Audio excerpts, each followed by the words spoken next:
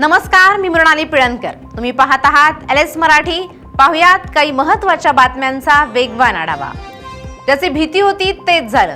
देशभरात पेट्रोल आणि डिझेलचे दर वाढले. पेट्रोल 3 रुपये प्रति लिटर आणि डिझेल 3.11 रुपये प्रति लिटर इतकं महागलं.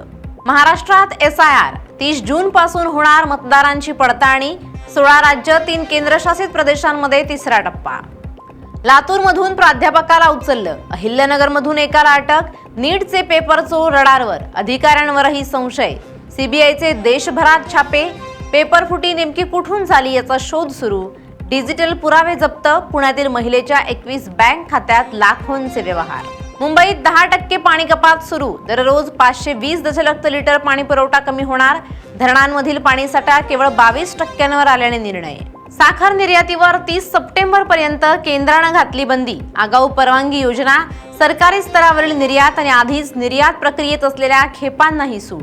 वाशिम जिल्ह्यातील मध्यम प्रकल्पांचा जलसाठा घटला. पाणी टंचाईची चिंता वाढली.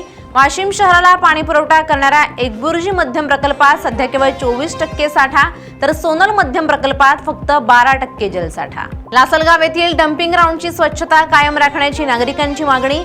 डम्पिंग ग्राउंडचा परिसर स्वच्छ राहिल्यास नागरिकांचं आरोग्य सुरक्षित राहण्यास मदत होणार. लासलगाव परिसरातील अनेक गावांना जोडणारा पिंपळगाव येथील पूल गेल्या अनेक वर्षांपासून अपूर्ण अवस्थेत. पुलाला संरक्षक भिंत नसल्यानं पायी चालणाऱ्यांसह वाहन चालकांचा जीव मुठीत घेऊन प्रवास. पातूर-बाळापूर रस्त्यावर इंडिगा दुचाकीचा भीषण अपघात. अपघातात एकाचा मृत्यू तर 1 जण गंभीर जखमी. जालन्यात प्रेम संबंधाच्या संशयातून तरुणाची धारदार शस्त्रानं हत्या. तिघांविरुद्ध गुन्हा दाखल. पोलिसांकडून अधिकचा तपास सुरू. या होत्या आताच्या घडीच्या काही महत्त्वाच्या बातम्या. अशाच महत्त्वाच्या बातम्यांसाठी पाहत रहा LS मराठी.